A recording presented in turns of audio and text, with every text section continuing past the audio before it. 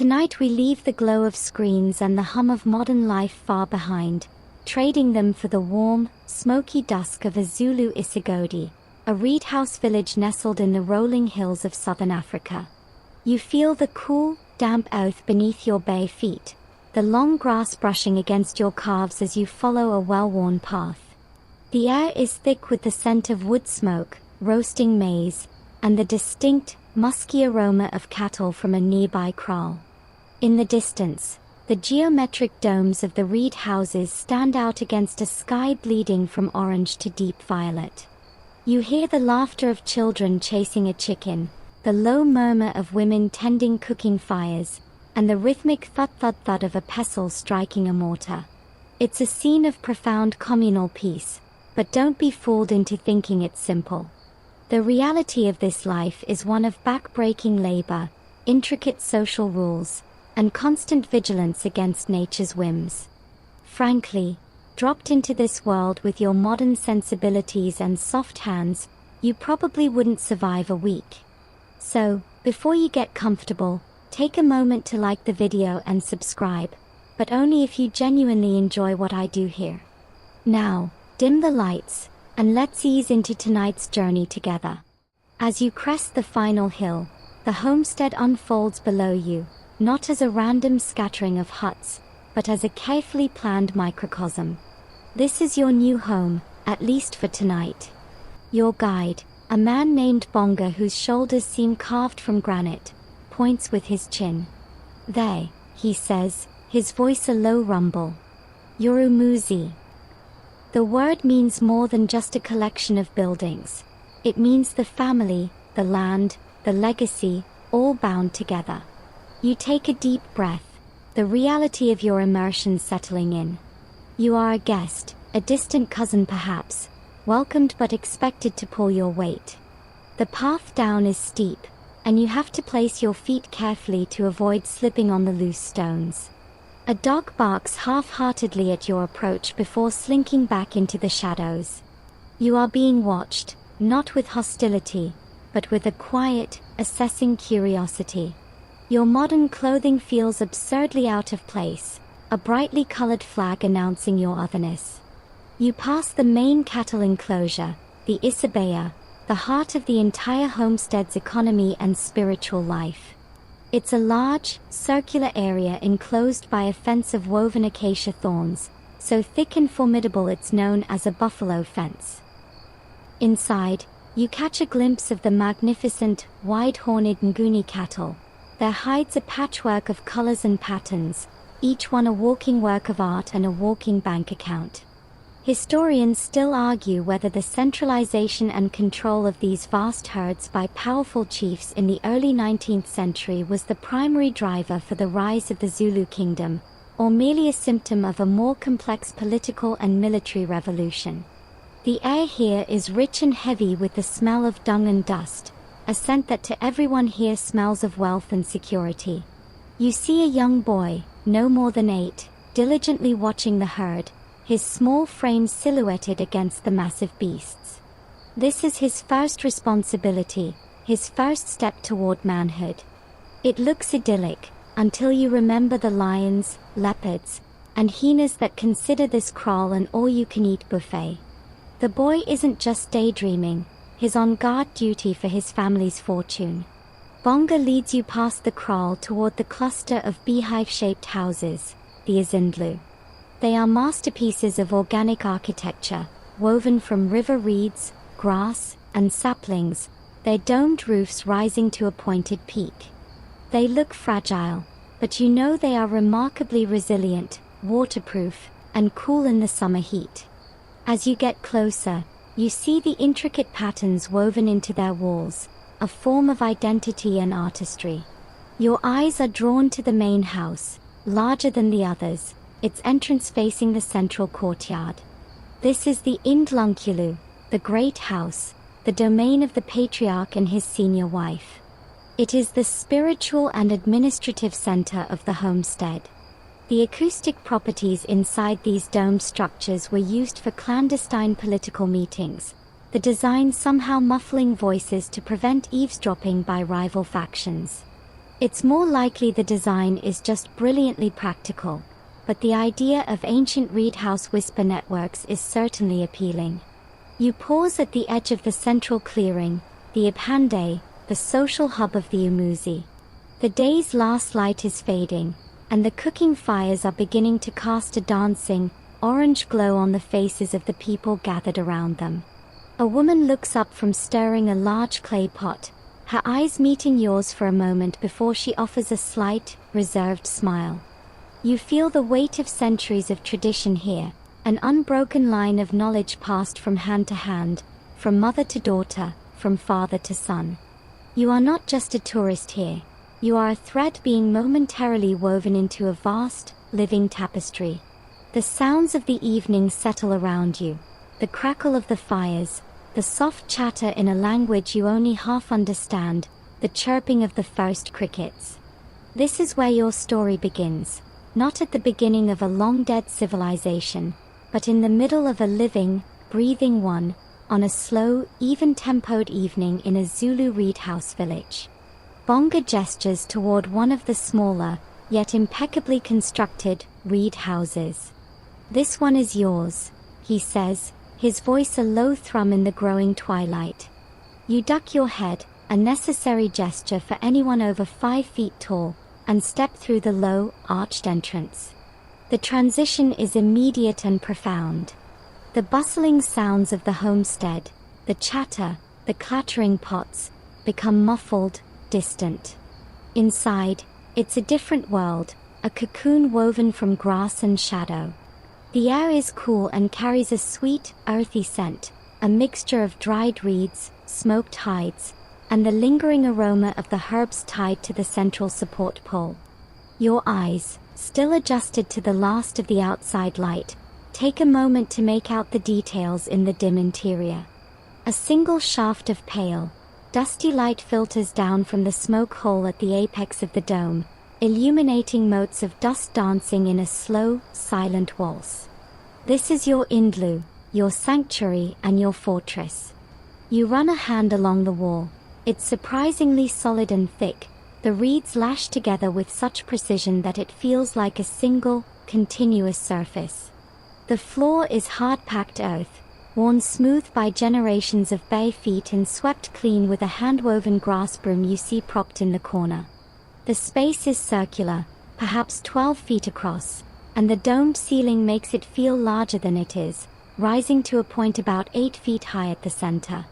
There are no rooms, no partitions, but the space is intelligently organized.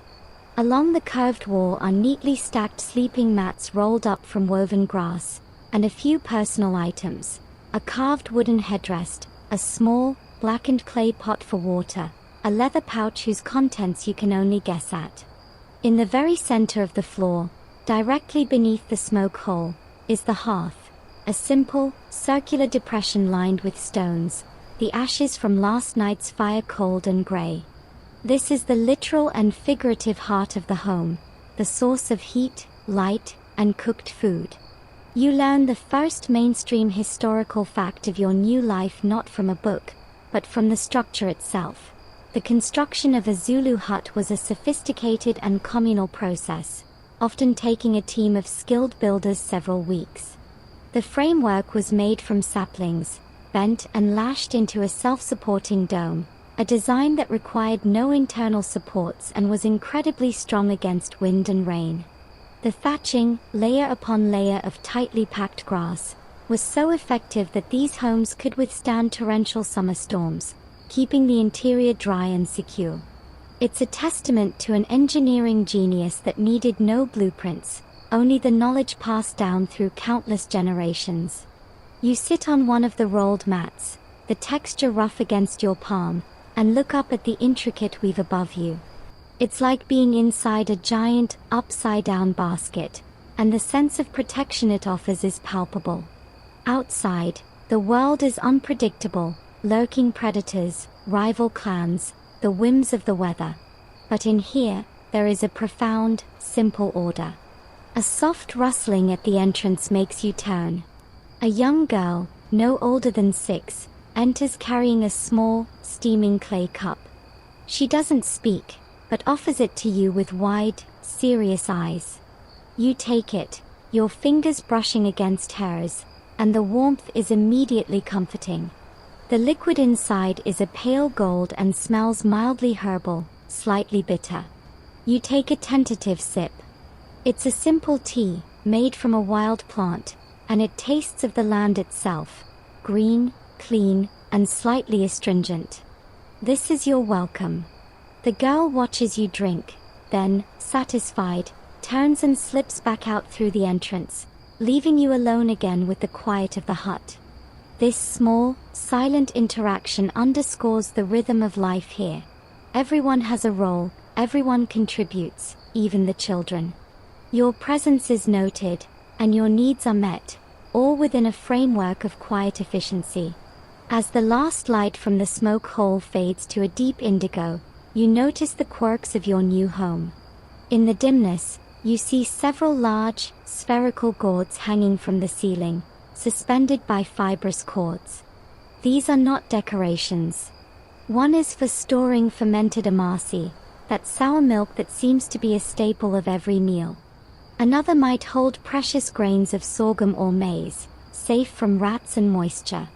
And a third, as you'll later discover to your potential horror, is the designated container for a particularly potent, multi-purpose ointment made from a base of animal fat and, well, let's just say the ingredients are organic and locally sourced. Historians still argue whether the famous Zulu military innovations of the early 19th century, like the bullhorn formation, were truly novel tactical masterstrokes or simply brilliant refinements and standardizations of existing Nguni battle practices.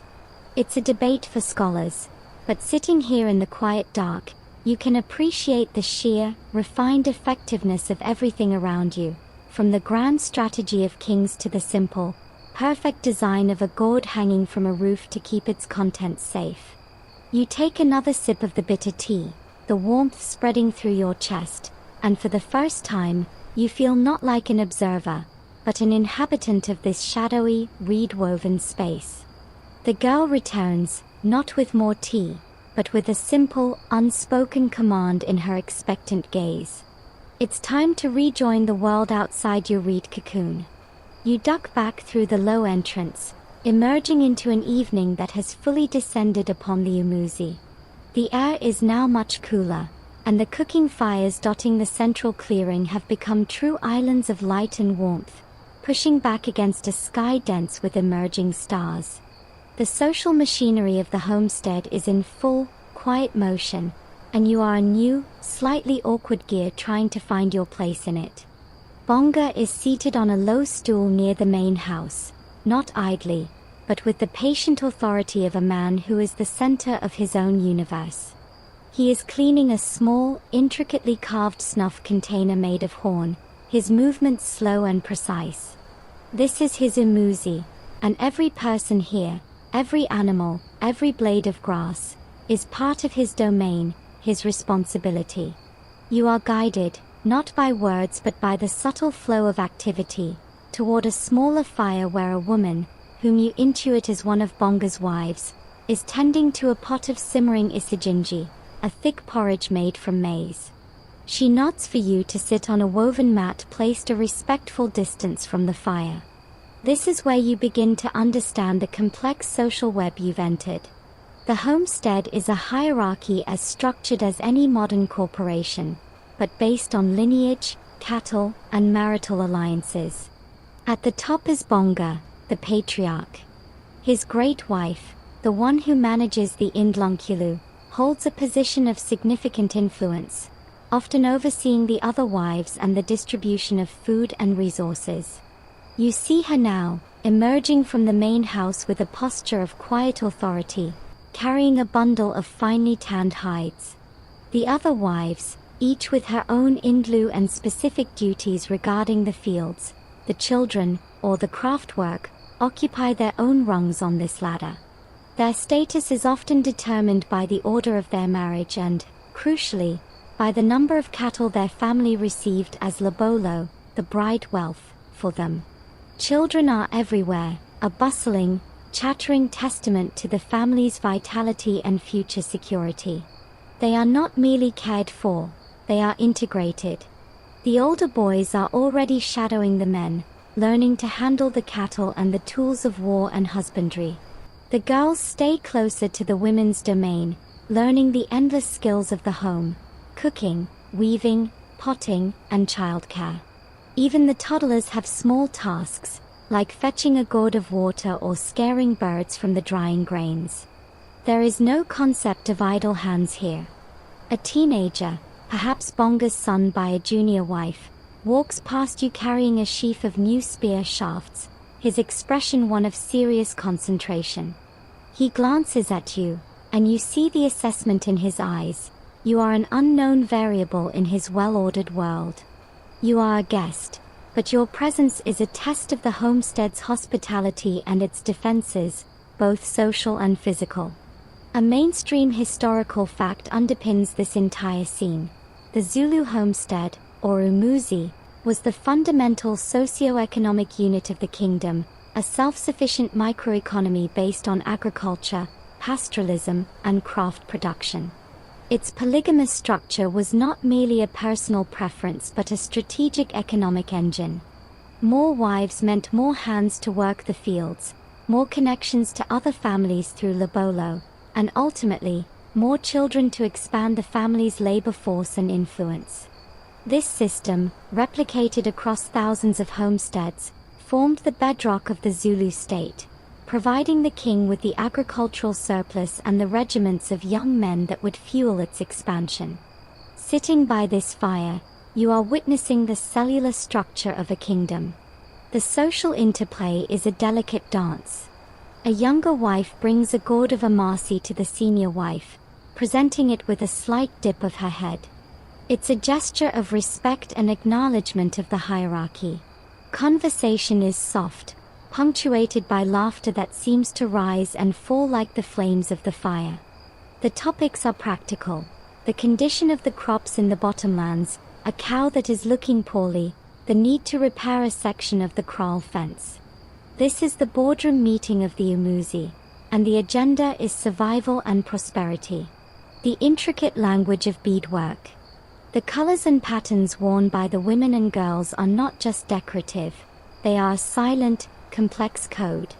Specific combinations can indicate a person's marital status, their clan, whether they are in mourning, or even convey a message of romantic interest or rejection.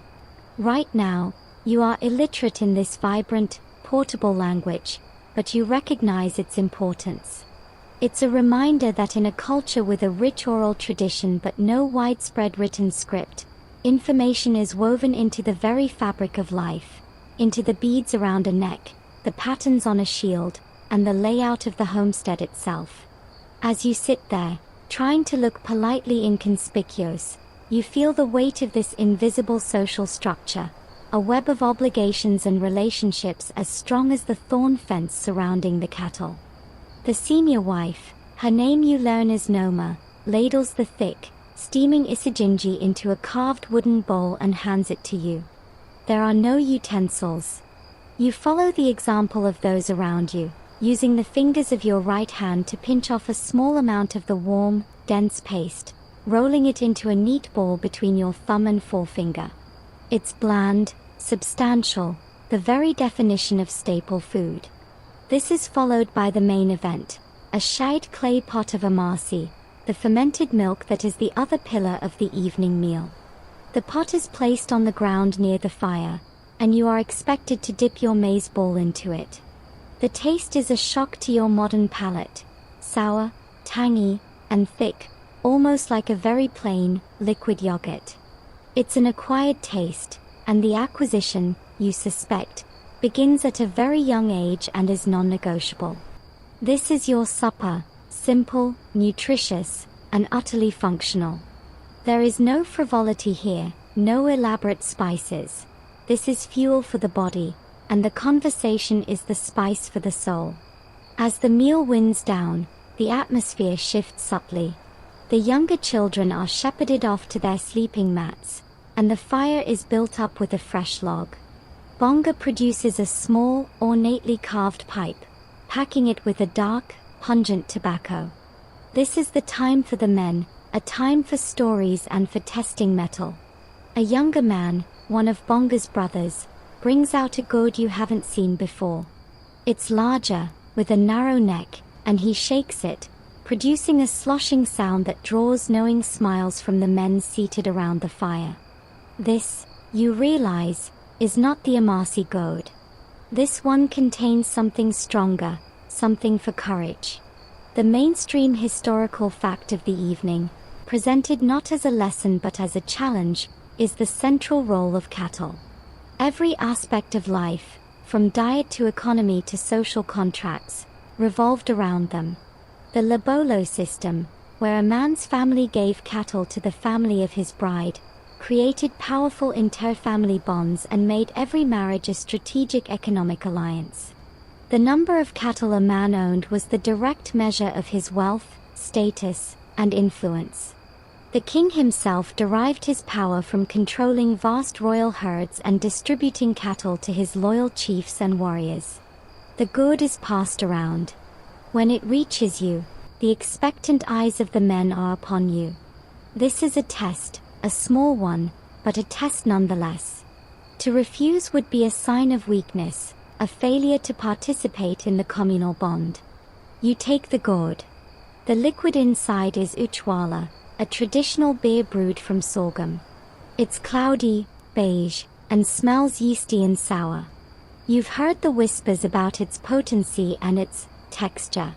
You tip the gourd to your lips and take a swallow. The taste is a complex wave of sourness, a slight sweetness, and a gritty, mealy texture that coats your tongue. It's an experience. It's not terrible, but it's certainly not a refined craft lager. You manage not to grimace, handing the gourd to the next man. A slight nod from Bonga indicates you have passed this small, initiatory hurdle. Your isibinda, your courage, is, for the moment, deemed sufficient. This leads to the evening's more direct test of courage. The conversation turns, as it often does, to the dangers of the night.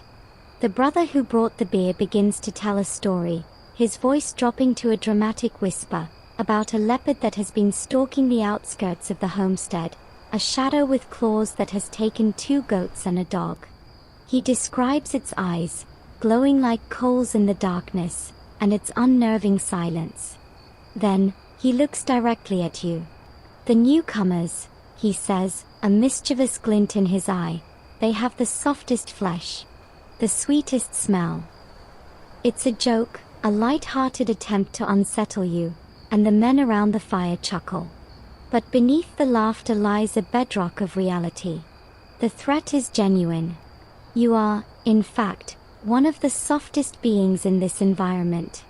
Historians still argue whether the legendary Zulu discipline and fearlessness in battle was born primarily from the harsh, Spartan upbringing that started in childhood, or if it was a later, top-down imposition of military doctrine by the kingdom's founding rulers.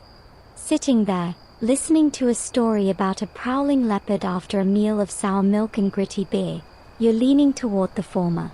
Courage here isn't an abstract concept, it's a daily requirement, forged in the simple, terrifying knowledge that the night beyond the firelight is not empty. As the talk of the leopard continues, one of the older men, his face a road map of wrinkles, casually reaches into a small leather pouch at his waist. He sprinkles a fine, grayish powder in a small circle around the spot where he is sitting. It's crushed, burnt crocodile bone. A fringe belief, but one taken seriously by some, holds that the scent of this powder masks the human smell, confusing predators and keeping them at bay. It's the 19th century equivalent of bug spray, but for big cats. You find yourself instinctively edging a little closer to the circle's imagined perimeter. The beer gourd makes another round, the conversation lulls, and you look up at the breathtaking canopy of stars, feeling the sour beer in your stomach, the grit of the porridge between your fingers, and the very real, thrilling frisson of fear and belonging. This is not a reenactment, It's an immersion, and your courage is part of the currency. The last of the uchwala has been drunk, the pipe smoke has faded to a memory of scent on the cool air, and a comfortable silence settles over the men by the fire. It's in this quiet moment that you truly look up, and the breath catches in your throat. Without the modern chaos of light pollution, the sky is not a dark sheet dotted with pinpricks. It is a deep, velvety, three-dimensional ocean, awash with a staggering multitude of stars. The Milky Way is not a faint smudge but a brilliant, cascading river of diamond dust, so bright it seems to cast faint, competing shadows on the ground. This is not just a beautiful sight, it is the village's clock, calendar, and storybook, all written in light. An elder, the same one who sprinkled the crocodile bone powder, now points a bony, weathered finger toward the heavens. "Look," he says, his voice raspy with age and wisdom. "The litter of stars." He is pointing at what you know as the Pleiades, but to him, it is Issa Lamella, a cluster of deep significance, its appearance heralding the start of the planting season and the new year. This is where you receive your first lesson in Zulu star lore, an oral tradition as precise and functional as any written almanac. The elder traces constellations with his finger, connecting dots you would never have thought to link. He shows you Ainkwenkwezi, the morning star, which is actually the planet Venus, a crucial marker for the time before dawn. He points out the Great One and the Endless One, patterns that correspond to Orion and the Southern Cross, used by travelers and herders for navigation across the trackless hills. The stars are not random, they are a map of the ancestors' deeds and a guide for the living. The mainstream historical fact woven into this celestial observation is the sophisticated agricultural calendar developed by the Nguni people. Their entire yearly cycle, when to plant sorghum and maize, when to expect the rains, when to prepare for the dry winter, was dictated by the meticulous observation of celestial movements. The heliacal rising of Issa Lamella in June was a signal as reliable as any modern weather report, setting in motion a chain of activities essential for the community's survival. But the sky is more than a farmer's guide, it is a spiritual conduit. The elder's voice drops, becoming more reverent.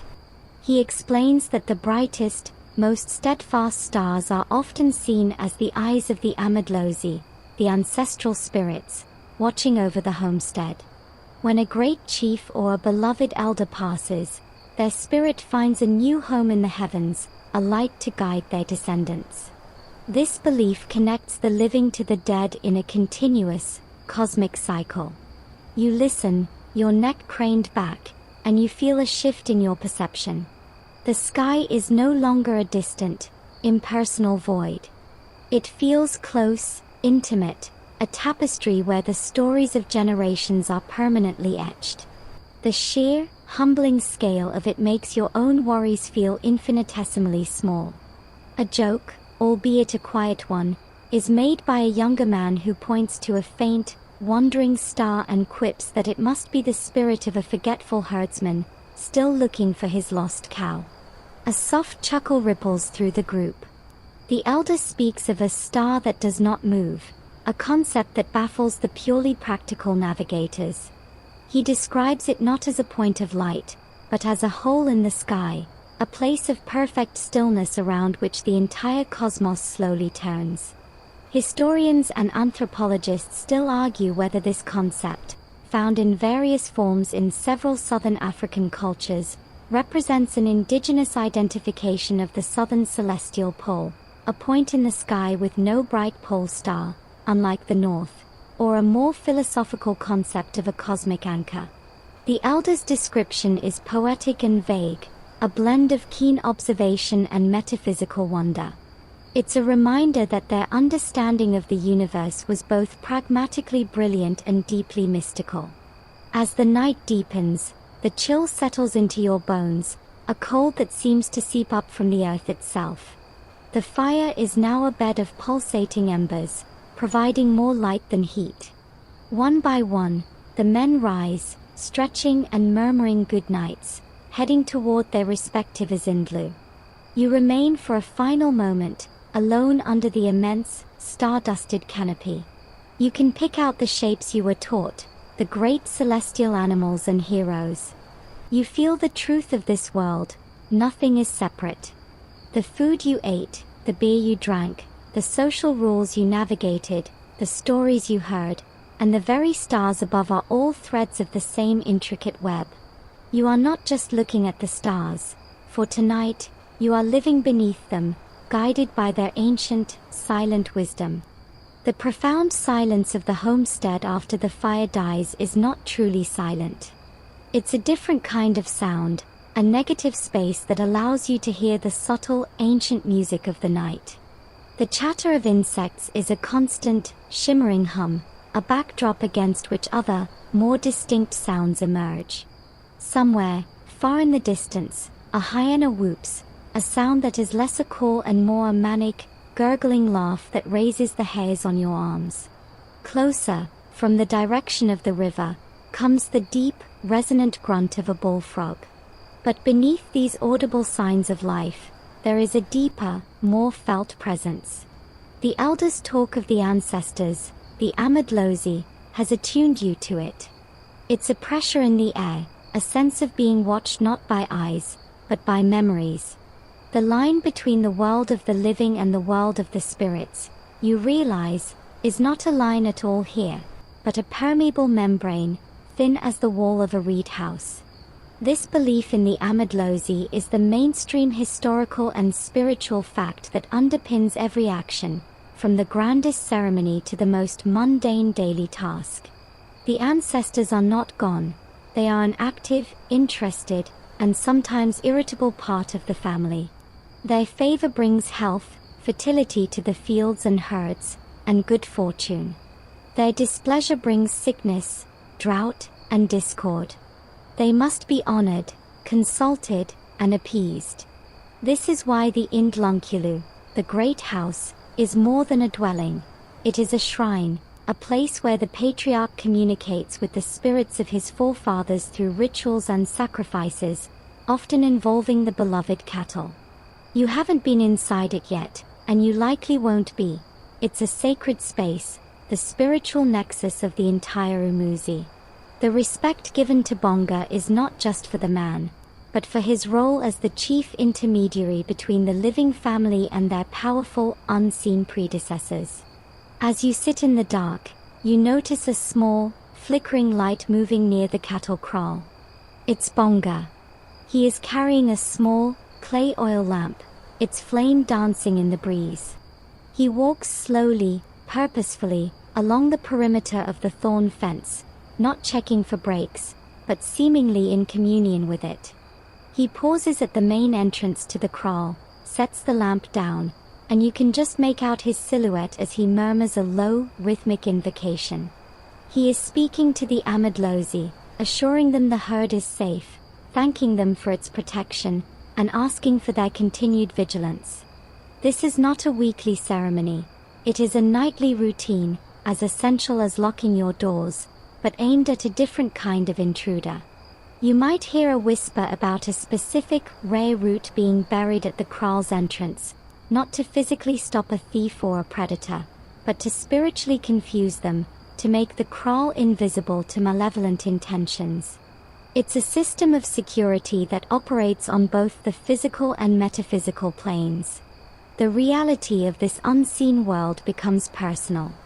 Earlier, you saw one of the children, a lively boy of about 5, stumbling and scraping his knee. There were tears, of course, but the reaction of his mother was telling.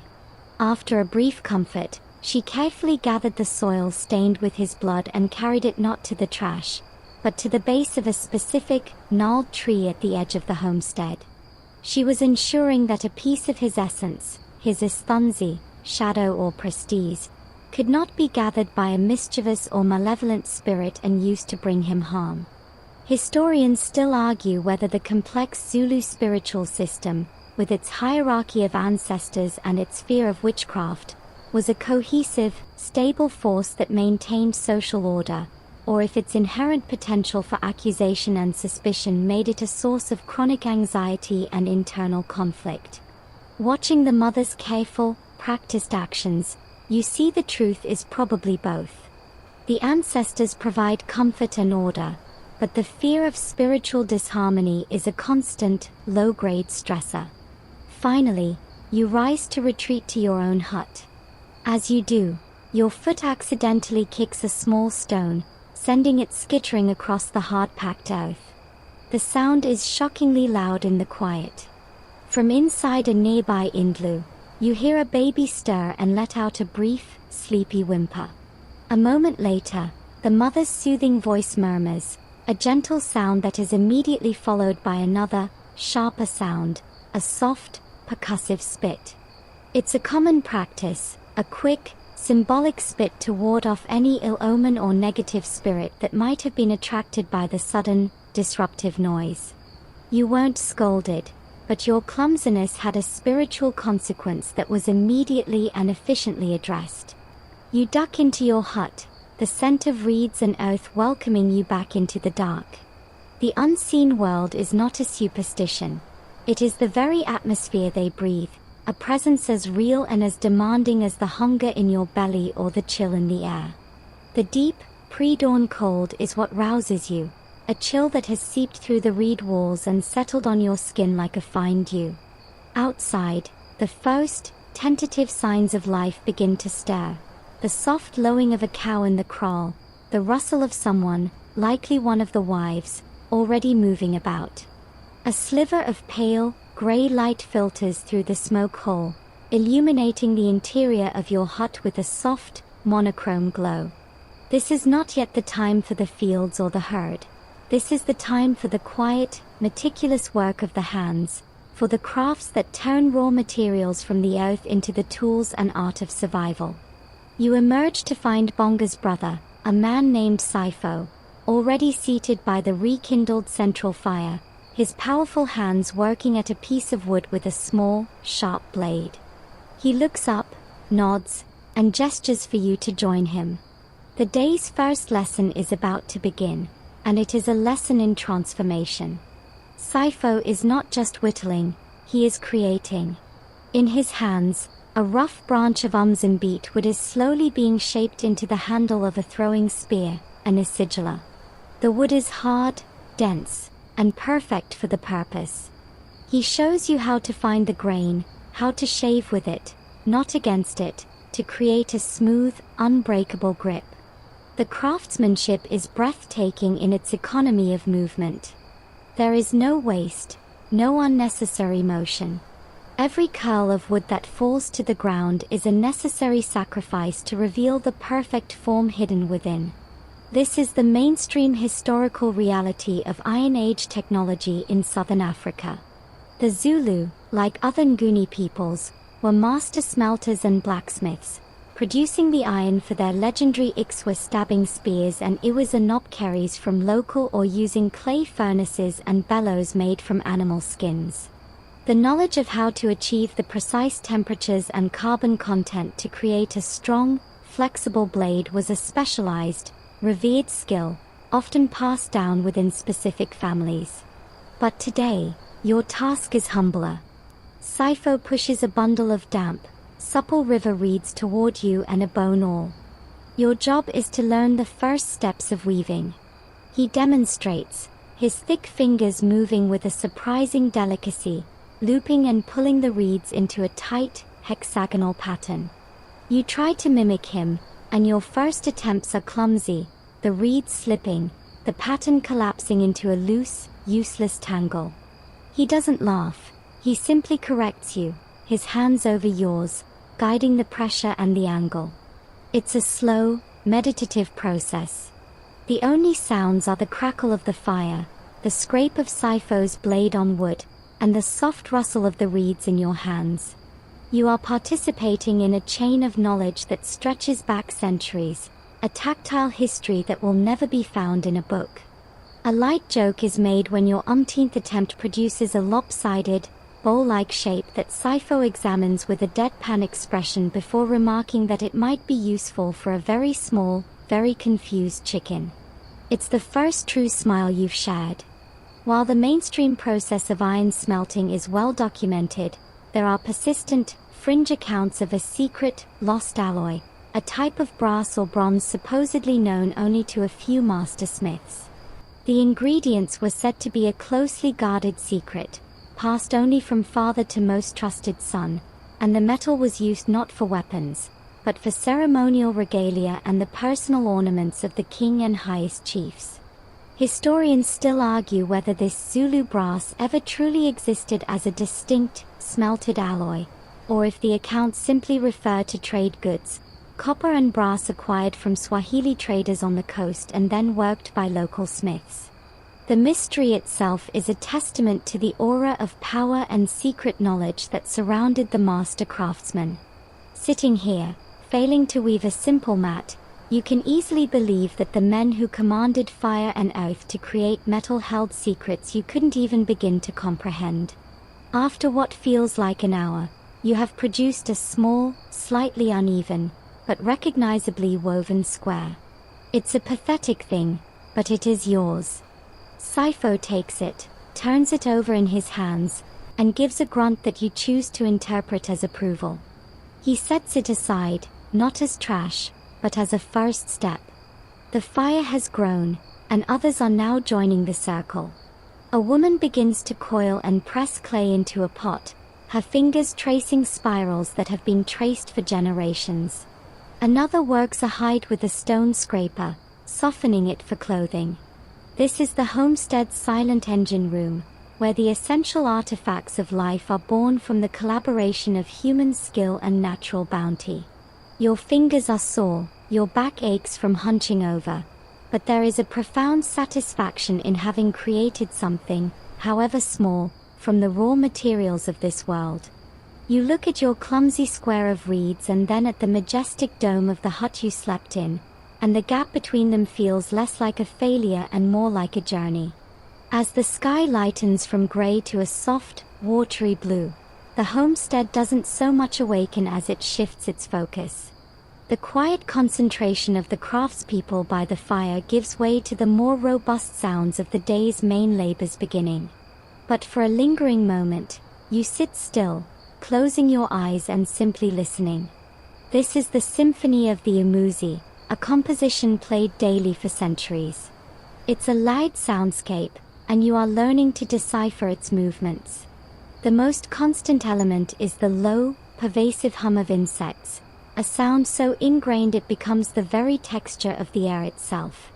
Against this backdrop, the sharper, more distinct notes emerge. From the direction of the cattle kraal comes a chorus of deep, contented moans, the shuffling of hooves on packed earth, and the occasional snort. It's the sound of wealth stirring, a comforting, bovine rumble. Then there are the human sounds, each with its own story. The rhythmic, metronomic thud-thud-thud of a pestle striking a mortar is the heartbeat of the homestead, the sound of the day's isijinji being pounded from dried maize. It's a woman's work, and it is relentless. You hear the high, clear laughter of children now released from their morning chores, chasing a dog around the central clearing.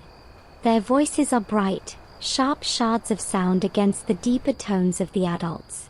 A man's voice, probably Bonga's, barks a short, sharp command near the kraal, and the sound of the cattle intensifies as they are being moved.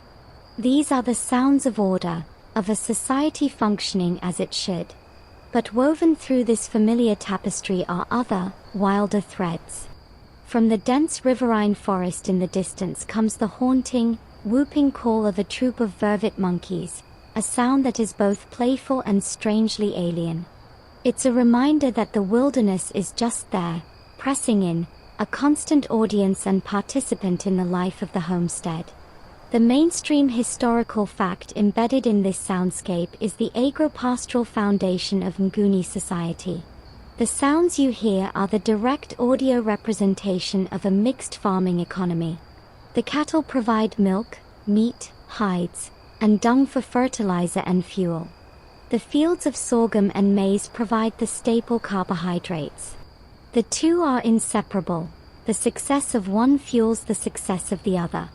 This symbiotic relationship dictated the rhythm of life, the layout of the homestead, and the very social structure you are immersed in.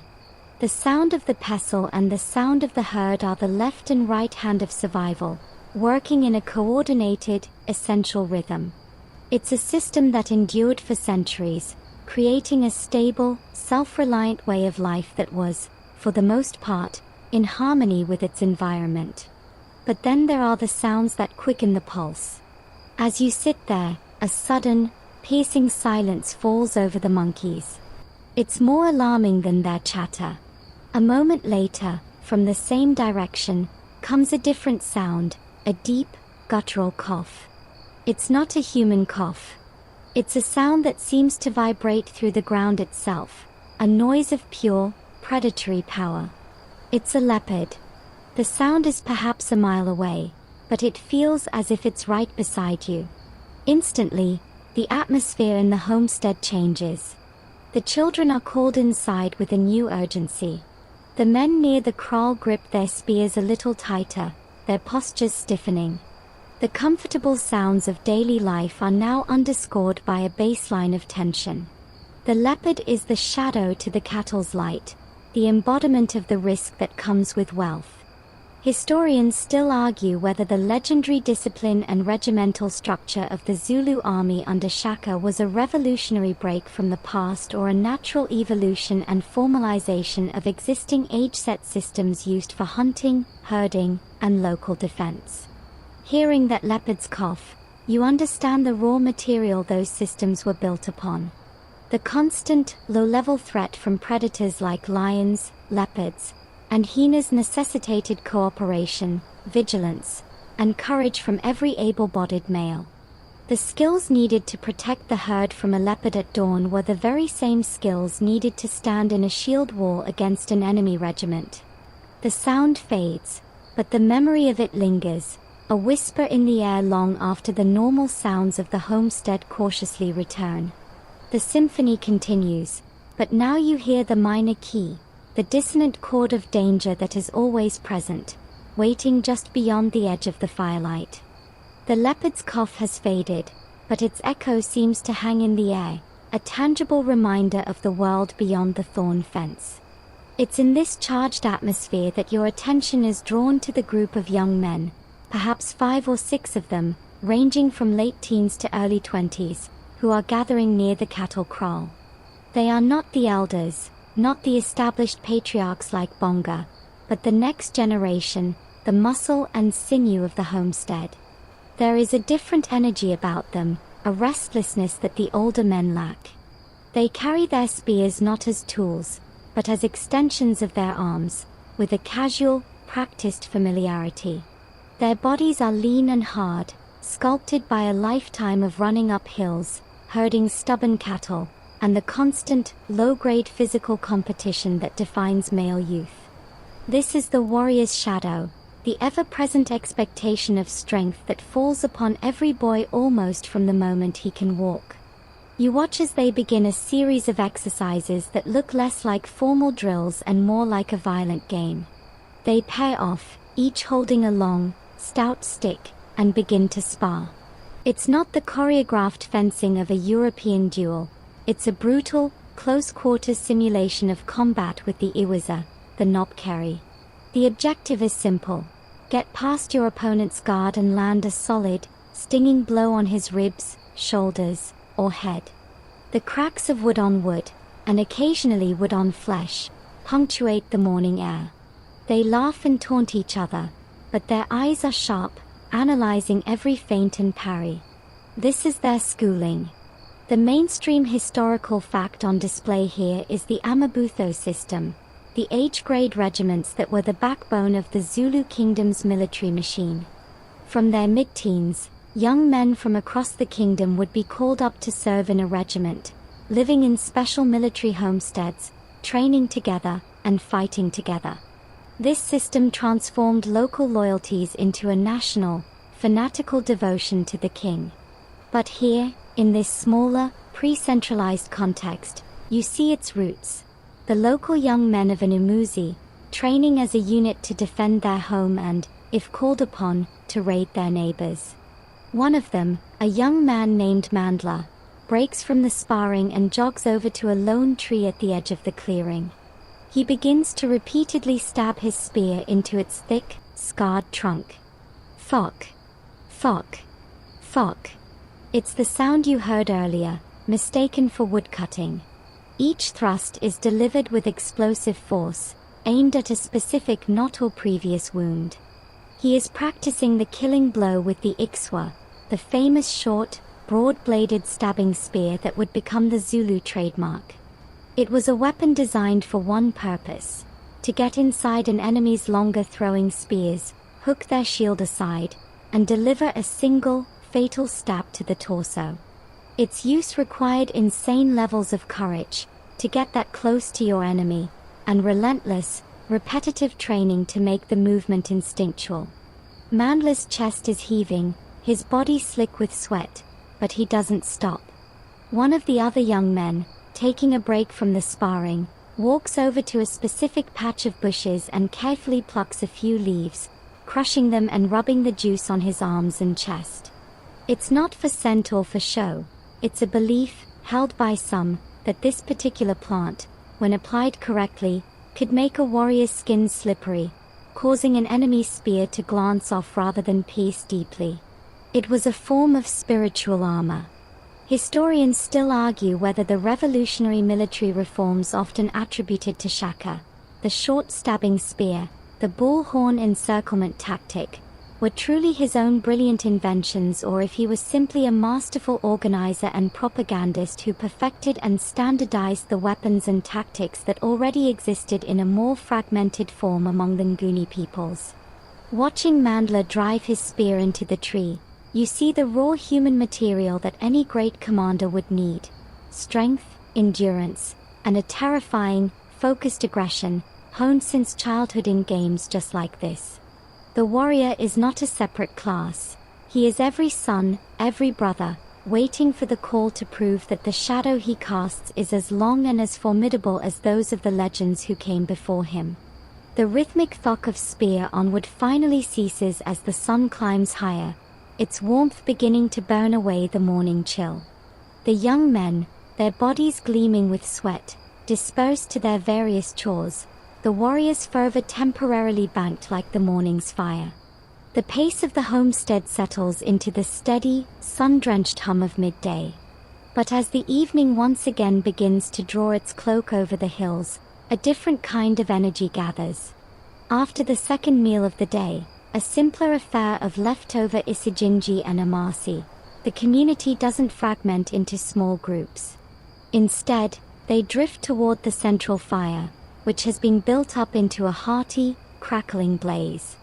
The children, who have been buzzing with a contained excitement, are allowed to stay up, their eyes wide and reflective in the firelight.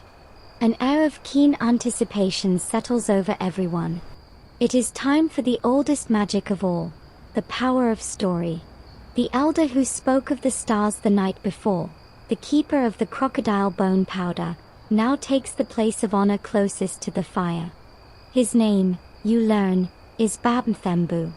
He settles onto a low stool, arranges his simple hide cloak around his shoulders, and accepts a small, ceremonial sip of beer from a gourd presented by the senior wife.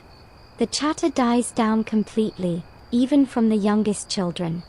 All eyes are on him. He clears his throat, a sound like stones grinding together, and begins. His voice is different now, not the raspy whisper of Starlaw, but a rich, melodic instrument capable of astonishing range. He doesn't just tell a story, he performs it.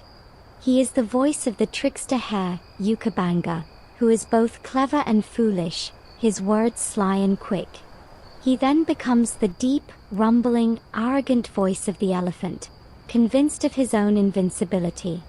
He is the hissing, dangerous whisper of the python, coiling through the tall grass. Tonight's story is a familiar one, a foundational tale of how the clever, weak outsmart the strong, stupid, and arrogant. It's a story that has been told 1,000 times, but as Babmthembu tells it, it is brand new. He uses his hands, his face, the tilt of his body. When Yukabanga devises a plan, Babmthembu's eyes twinkle with a conspiratorial gleam, and he leans forward as if sharing a secret with the entire enthralled circle. When the elephant stomps in frustration, the old man slams his foot on the ground, making the children jump and then giggle nervously.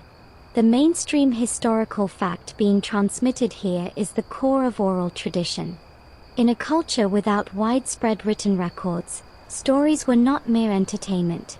They were the primary vehicle for transmitting history, moral codes, social values, and practical knowledge. The adventures of Yukabanga taught lessons about resourcefulness, the dangers of pride, and the importance of community. The genealogies of chiefs and the great deeds of past heroes were preserved in epic poems and songs recited on nights just like this, ensuring that the identity of the people was reinforced with every telling. It's said that certain stories, especially those involving ancestral spirits or powerful animals, should only be told at specific times of the year. To tell a story about the harvest spirits in the planting season, for instance, could confuse them and blight the crops. Stories were not just representations of the world, they were active participants in it, they're telling a ritual that could influence reality. Babmthembu, in a particularly chilling segment where Yukabanga confronts a malevolent river spirit, lowers his voice to a barely audible whisper. The listeners lean in, their faces masks of rapt attention and fear. You find yourself leaning in too, caught in the spell. The fire pops, sending a shower of sparks into the air, and a collective gasp ripples through the audience. The timing is perfect, as if he commanded the fire itself. Historians still argue whether the rich tapestry of Zulu oral history, recorded by European missionaries and colonists in the 19th century, can be considered a reliable chronological record or if it is better understood as a complex blend of myth, metaphor, and political propaganda designed to legitimize the ruling lineages. Sitting in this circle, watching the faces of the children memoizing every gesture, hearing the adults murmur in recognition at a key moral point, you realize the question is almost irrelevant. The truth of the story is not in its factual accuracy, but in its power to bind these people together, to teach them who they are and how they should live. As Babmthembu brings the tale to its satisfying conclusion, with the trickster hare victorious and the arrogant elephant humbled, a wave of relieved laughter and happy chatter breaks the tension. The story is over, but its lesson is now a part of the communal soul, another thread woven tightly into the fabric of the Umuzi, ensuring its pattern endures for another generation. The satisfying conclusion of Babmthembu's tale leaves a warm, communal glow in its wake, but the evening is not yet over. As the chatter subsides, a new scent begins to weave through the familiar aromas of wood smoke and roasted maize, a pungent, sharp, and deeply herbal smell. It's the smell of medicine. One of the younger wives, a woman named Thandi with keen, observant eyes, is carefully feeding a small, separate fire with specific twigs and leaves. The flames respond with a different color, a greener, more sullen light, and the smoke that rises is thick and white, carrying an aroma that is at once bitter and cleansing. This is not cooking, this is healing. Thandi is known in the homestead for her knowledge of plants, a wisdom passed down from her mother and her mother's mother. She is the village's walking pharmacy, its surgeon, and its spiritual hygienist, all rolled into one. You watch as she prepares her remedies. She has a small, carefully curated collection of items laid out on a clean animal hide, gnarled roots, dried leaves, bundles of bark, and various powders stored in small, sealed gourds. With a small stone mortar and pestle, she begins to grind a dark, resinous root into a fine powder, her movements as rhythmic and practiced as the pounding of the maize earlier. The mainstream historical fact at work here is the sophisticated and extensive knowledge of indigenous herbal medicine practiced across southern Africa. Zulu Izinyanga, or traditional healers, possessed an encyclopedic understanding of local flora, using hundreds of different plants to treat everything from fevers and stomach ailments to wounds and infections. They understood the principles of antiseptics, using poultices of certain leaves to prevent wound infection, and emetics to purge the digestive system. This knowledge was empirical, gained through millennia of observation and experimentation, and it was remarkably effective. Thandi, though not a full-fledged Inyanga, represents the first line of this medical defense, the primary healthcare provider for the daily aches, pains, and minor crises of the homestead. A young boy, the one who scraped his knee the day before, is brought to her, now complaining of a stomachache. Thandi examines him briefly, then selects a different, lighter-colored root. She scrapes a few slivers of it into a cup of warm water, stirs it, and has the boy drink it. It's a simple, likely effective, treatment for digestive troubles. But then her work takes a different turn. An older man, one of the herdsmen, approaches, holding his shoulder and wincing. He describes a persistent, deep ache. Thandi's treatment is not just physical. She prepares a more complex poultice, mixing her ground powders with a little animal fat, but as she does, she murmurs under her breath, words you cannot catch. She is not just addressing the muscle, she is addressing the possibility that the pain has a spiritual component, perhaps a lingering displeasure from an ancestor or the subtle work of an ill-wisher. The line between physician and priest is, once again, invisible.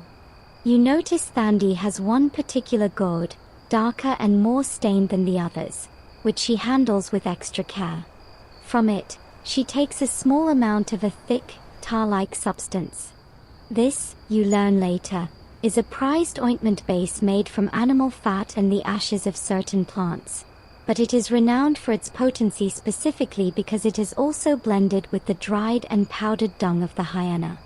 The belief is that the hyena, a creature of immense strength and resilience, imparts some of its tough, indestructible nature to the salve, making it particularly effective for strengthening the body against weakness or chronic illness. It's the kind of remedy that would make a modern doctor recoil. But here, its symbolic power is as important as its questionable pharmaceutical properties. Historians still argue whether the success of traditional healers was due almost entirely to the genuine pharmacological properties of their plant-based remedies, or if their power was significantly augmented by the placebo effect and the profound psychological comfort of their holistic, spiritual approach. Watching Thandi work, you see it is an impossible distinction to make. Her confidence, her ritual, and her deep-seated belief in her craft are part of the medicine. The smoke from her special fire curls upward, a visible prayer for health, and the pungent, herbal scent fills your lungs. It is the smell of an entire worldview, one that does not separate the body from the spirit, the root from the prayer, or the healer from the community she serves. For these people, every cure is a miracle woven from the earth itself, and every healer is a bridge between the visible and the invisible worlds. The medicinal smoke from Thandi's fire still hangs in the air, a sharp, cleansing scent, when a new task is assigned to you. The large, communal water pots are running low. The journey to the river, a daily pilgrimage usually undertaken by the women and girls, is now your duty, a test of both utility and nerve. You are handed a large, empty, blackened clay pot, its surface still warm from the sun. It's heavier than it looks, and you understand immediately that the walk back, with it full, will be a test of endurance. You fall in with a small group of women and older children, all balancing similar pots on their heads with an effortless grace you know you cannot mimic. You carry yours awkwardly in your arms, like a foreigner, which of course, you are. The path leads away from the safety of the homestead, down a steep, rocky incline toward the thick, green line of trees that marks the river's course. The cheerful chatter of the homestead fades behind you, replaced by the dense, living silence of the bush. The walk to the river is a lesson in vulnerability. The path is narrow, forcing you into single file. The women ahead of you move with a quiet alertness, their eyes scanning the undergrowth, their ears tuned to the smallest sounds. You try to mimic their posture, your own senses heightening. Every rustle in the grass makes you jump. Was that a guinea fowl? Or a snake? The air grows cooler and damper as you descend, and the smell of water and rotting vegetation grows stronger. You can hear the river before you see it, a low, gurgling rush that is both inviting and ominous. When you finally break through the tree line, the scene is breathtakingly beautiful. The river is wide here, flowing over a bed of smooth, brown stones, with pools of clear, still water reflecting the deep green of the canopy. Sunlight dapples through the leaves, sparkling on the water's surface. It is a place of life and, you are acutely aware, a place of death. This is the Crocodile's River. The mainstream historical reality for every African village near a water source was the constant, deadly threat of crocodiles and hippos. These were not occasional dangers, they were a daily calculus. The women know exactly which spots to avoid: the deep, still pools where a log might not be a log, the muddy banks where a hippo, the most dangerous animal in Africa, might be submerged. They head for a wide, rocky shallow where the water flows quickly and clearly over the stones. They wade in cautiously, never taking their eyes off the water, filling their pots with swift, efficient movements. You follow, the cool water a shock on your legs. The feeling of exposure is immense. Your back feels terribly unprotected. You are a visitor in a world where you are decidedly not at the top of the food chain. This daily chore, so fundamental to life, is an exercise in courage and precise, inherited knowledge. You notice one of the older women has a small, leather pouch tied around her ankle. Later, you learn it contains a specific river stone and a piece of a plant that grows only on the riverbank, a charm believed to offer protection from the crocodile's gaze, to make the wearer appear as just another part of the river, insignificant and unappetizing. It's a spiritual stealth technology. Another woman, before she steps into the water, spits gently into the current, a tiny offering to the river spirits, a plea for safe passage.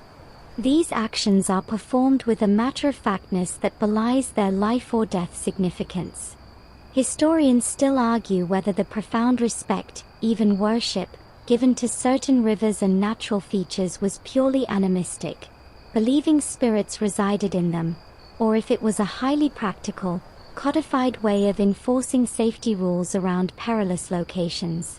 The taboo against fishing in a certain pool, for example, might be explained by the presence of a powerful spirit, but the practical result is that people avoid a place known to be a crocodile nesting ground. You kneel and submerge your pot, the bubbles rushing to the surface. The water is clear and cold. As you fill it, the pot becomes immensely heavy, a dead weight you must now lug back up the steep path. The women are already finished, their pots balanced perfectly on their heads, their hands free. You struggle to even lift yours, eventually hoisting it onto your shoulder, water sloshing down your back. The walk back is a silent, grueling ordeal. Your muscles burn, your breath comes in gasps, and every sense is screaming that you are a slow, clumsy, obvious target. The beauty of the river is forgotten, replaced by the primal urge to get back to the thorn fence, to the fire, to safety. You finally stagger back into the clearing, dumping the water into the large storage pot with a gasp of relief. You have completed the most basic of tasks, and it has felt like a heroic journey. You look at the women, who are already moving on to their next chore without a second thought, and you understand a new, profound layer of respect.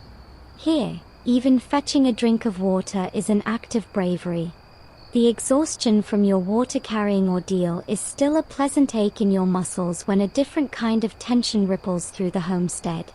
Two men, distant cousins within the extended family, are having a dispute. It's not a shouting match or a brawl. The conflict is a low, simmering thing, expressed in clipped tones and averted gazes. The issue is a matter of inheritance, a specific, beautifully patterned Nguni heifer from a recently deceased uncle's herd. Both men believe they have the stronger claim. In your world, this might mean lawyers, contracts, and a protracted court case. Here, it means the king's justice, or rather, the local embodiment of it. Bonga, as the patriarch, assumes his role as judge. He doesn't do this from a raised platform, but by simply taking his stool and placing it in the center of the clearing, under the shade of a large tree. The two disputants sit on the ground before him, and the entire community quietly forms a loose circle around them. This is not a private matter. Justice is a public spectacle, and its outcome is meant to heal the social fabric, not just settle a score. The proceedings begin. Each man states his case, not with legal jargon, but with passion, family history, and appeals to fairness. They call witnesses, other men and women who knew the uncle's intentions. Bonga listens, his expression impassive, his eyes missing nothing. He occasionally interrupts to ask a sharp, probing question that cuts to the heart of the matter. There are no written laws to consult, no statute books. The law here is a living, breathing entity composed of precedent, custom, and, most importantly, proverbial wisdom. This is the mainstream historical reality of pre-colonial African jurisprudence.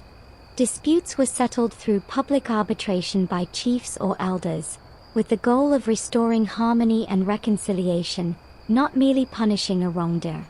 The focus was on compensation and reintegrating the offender back into the community, which was essential for the small, tightly-knit group's survival. After both sides have spoken, Bonga is silent for a long time, letting the weight of the community's gaze settle on the two men. The only sound is the wind in the grass and the distant call of a bird. Then, he begins to speak. He doesn't give a verdict immediately. Instead, he recites a proverb, his voice low and measured. A stream cannot rise above its source, he says. He lets the words hang in the air. The proverb is a complex one, implying that a man's claim is only as strong as the lineage and the truth from which it springs. He follows it with another. The axe cannot forget the tree that gave it its handle. He is reminding them of their shared blood, their common origin, and the folly of letting a single animal splinter the family. He uses the wisdom of the ancestors, encapsulated in these pithy sayings, to guide his judgment. It's a powerful display of oratory and intellect, where the right phrase carries more weight than any piece of evidence. In more serious, intractable cases, especially those involving accusations of theft or witchcraft, the parties might be subjected to a test. One method, a fringe practice but one spoken of in hushed tones, involved the brewing of a special, potent decoction from the bark of the umlalo tree. The accused and the accuser would both be made to drink it. The belief was that the innocent would vomit the potion violently, thus purging themselves of the accusation, while the guilty would be unaffected, their guilt having settled like a stone in their stomach, preventing the purge. Historians still argue whether the highly effective and generally fair system of customary law, administered by elders like Bonga, could have formed a viable foundation for a modern legal state, or if it was inherently too localized, too personalized, and too reliant on the character of the judge to be scalable for a large, complex kingdom. Watching Bonga weave his proverbial wisdom, you see a system that is deeply intelligent and humane, but one that rests entirely on the wisdom and impartiality of a single man. Finally, Bonga delivers his judgment. He does not award the heifer to one man outright. Instead, he devises a compromise that acknowledges both claims. The heifer will remain with one cousin, but her first female calf will be given to the other. It is a Solomon-like decision, preserving the valuable animal within the broader family and forcing the two men into a future of necessary cooperation. There are grunts of approval from the circle. The decision is accepted. There is no appeal. The matter is closed, the social tier stitched up with the thread of ancestral wisdom and the authority of the patriarch. The circle breaks, and the two men, while not embracing, share a calmer look. The king's justice, on this small scale, has been served. The resolution of the dispute leaves a quiet satisfaction in its wake, a sense of order restored. But for you, the outsider looking in, that order carries a different, more personal weight. As the day wears on, you feel the invisible architecture of this society not just around you, but pressing in on you. It is the weight of expectation. Every person here, from the smallest child to the eldest wife, has a clearly defined path, a script written by generations of tradition. For the young men, the path is one of strength and service, culminating in marriage, the establishment of their own umuzi, and the production of sons. For the women, it is one of duty, nurture, and agricultural and domestic skill, their value intrinsically linked to their ability to bear children and manage a household. There is no room for the wanderer, the dilettante, the free spirit. Your own life, with its choices and freedoms, suddenly feels like a chaotic, formless thing in comparison. You see this pressure most clearly in the teenagers. The boys, like Mandla, train with a focused intensity that is more than just play. It is a desperate race to prove they are worthy of the bride wealth that will allow them to marry. Their future, their very identity as men, depends on it. A young man who fails to distinguish himself in courage or skill may find his family reluctant to invest their precious cattle in his labolo, leaving him in a state of perpetual boyhood, a dependent in his father's homestead. For the girls, the pressure is subtler but just as immense. They watch their mothers and the senior wives, learning the countless tasks that define a woman's life. Their worth is being assessed constantly, their skill at weaving, their strength in the fields, their grace in carrying water, their fertility. A girl who is clumsy, sickly, or perceived as lazy becomes a liability, a strain on her family's resources and reputation.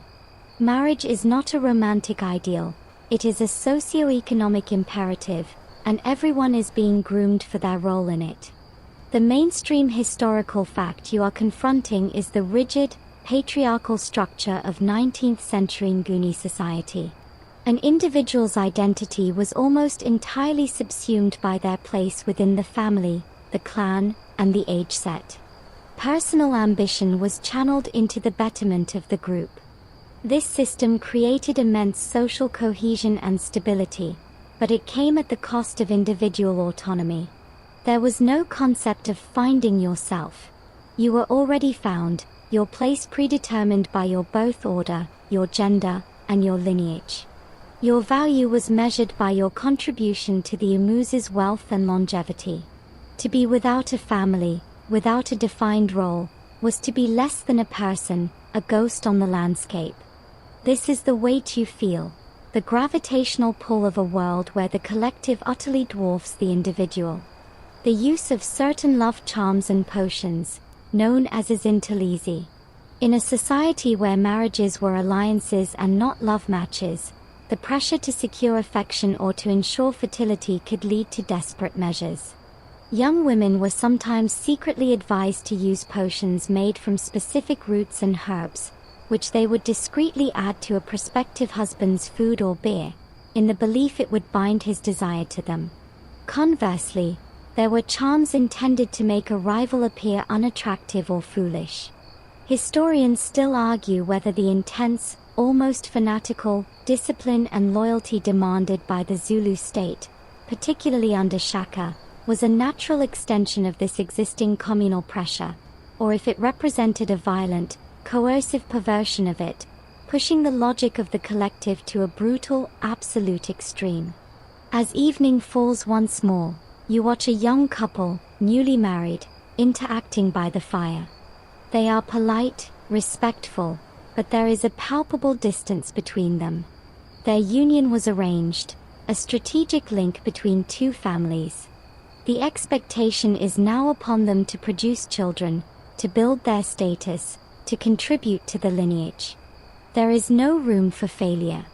You think of your own world, with its overwhelming array of choices and its paralyzing freedom, and for a moment, the clarity of this life, for all its weight, feels strangely appealing.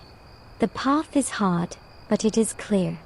Every person knows exactly what is expected of them, and in that knowledge, there is a certain kind of peace, a freedom from the tyranny of choice.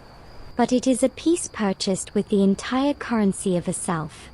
You feel the weight of it on your own shoulders, a borrowed burden, and you are quietly, profoundly grateful that when the sun rises, you can, at least in spirit, lay it down. It feels as though you have only just closed your eyes, but a subtle change in the texture of the darkness tells you the night is ending. The deep, profound black outside the smoke hole has softened to a murky gray. The symphony of the night insects has dwindled to a few last, sleepy chirps. Inside the hut, the air is still and cool, carrying the familiar, comforting sense of dried reed and earth. You lie on your grass mat, wrapped in a hide blanket, listening. This is the quietest moment you have experienced in the homestead, a sacred pause between the exhalation of night and the inhalation of day. Then, the first sound comes, not a voice, not a command, but the soft, rhythmic scratch of a hand-woven broom on hard-packed earth outside. One of the wives is already at work, sweeping the central clearing, her movements as regular as a heartbeat. The homestead is waking, not with a jolt, but with a slow, deliberate stirring, like a great beast rousing from its slumber. You rise and duck out of the hut. The world is bathed in a monochrome light, the sky a vast, pale canvas waiting for the sun's first brushstroke. A low-lying mist clings to the dips and valleys, shrouding the base of the hills in mystery. The air is fresh and clean, tasting of dew and wood smoke. You see the woman with the broom, her form a silhouette against the lightening east. Near the cattle kraal, a figure moves, and you hear the low, questioning moo of a cow. The day is beginning exactly as the last one ended, and the one before that, and the one before that, in an unbroken cycle that stretches back further than memory. There is a profound peace in this ritual, a sense of participating in something ancient and eternal. The weight of expectation you felt yesterday is still there, but in this pristine dawn, it feels less like a burden and more like a purpose, a reason to rise and contribute to the great, slow-moving engine of life. The mainstream historical fact of this moment is the sheer, resilient sustainability of this way of life. For centuries, this agropastoral rhythm, dictated by the sun and the seasons, allowed Nguni societies to not just survive, but to flourish across the southern African landscape. Their existence was a masterclass in working with the environment, not against it. The cattle fertilized the fields, the crops fed the people, the reeds and the trees provided shelter, and the knowledge of the elders guided it all. It was a closed, efficient loop that required no inputs from the outside world. Watching the mist burn off under the growing light, you understand that this is not a primitive existence. It is a perfected one, a delicate, hard-won balance that endured because it worked. The dawn is not just the start of a new day. It is a reaffirmation of a successful, ancient contract between humanity and the land. It's said that the very first breath of a baby born in the exact moment the sun crests the horizon is filled with a special kind of luck, a stanzi or prestige that is particularly potent. Similarly, the first water drawn from the river at dawn, before anyone or anything has disturbed it, is considered the purest, most spiritually cleansing water, reserved for the most important rituals or for anointing a new chief. It's a belief that sanctifies the beginning of things, investing the raw, new day with a potential for magic and blessing that fades as the sun climbs higher. Historians still argue whether the eventual collision between this self-contained world and the expanding colonial frontiers of the 19th century was an inevitable tragedy of competing expansionisms or a contingent, avoidable catastrophe born of mutual misunderstanding and the raw greed for land and labor. But in this quiet, misty dawn, that future is unimaginable. There is only the rhythm, the sweep of the broom, the low of the cattle, and the slow, golden fire igniting the eastern hills. You take a deep, final breath of the cool morning air, committing the scent, the sight, the feeling to memory. The spell is beginning to lift. You can feel the pull of your own century, the faint hum of its anxieties and its comforts starting to whisper at the edge of your consciousness. The figures moving in the half-light are becoming less immediate, their actions more like a beautiful, receding dream. The great, slow cycle of the Zulu reed house village continues, but you are no longer a part of its weave. You were a guest, a momentary observer in a story that was already ancient long before you arrived and will continue, in some form, long after you are gone. The sun finally breaks over the horizon, flooding the homestead with a light that is both new and ageless, a golden benediction on another day begun. And so, as the sun firmly establishes its reign in a clear, blue sky and the homestead settles into the full, familiar bustle of the day, we must gently pull back from this world. The images we have walked through together, the domed reed houses against the twilight, the faces illuminated by firelight, the vast, star-dusted canopy. These are not just historical reconstructions, but echoes of a rhythm of life, a way of being in the world that was deeply connected to the land, the sky, and the spirits of those who came before. The challenges were immense, the comforts few, but the sense of place, of purpose, of belonging to something greater than oneself, was a profound and powerful force. Let the memory of that slow evening, of the community gathered under the immense African sky, of the quiet courage in the face of a whispering wilderness, lull you now into a state of deep peace. The journey is over, the story is told, and the gentle cadence of that life, so far removed in time yet now so vivid in your mind, can carry you away from your own worries, into a rest as deep and as quiet as the pre-dawn mist in the hills. Let your breathing slow, match the pace of that sweeping broom, and drift into a dreamless, perfect sleep, safe and secure.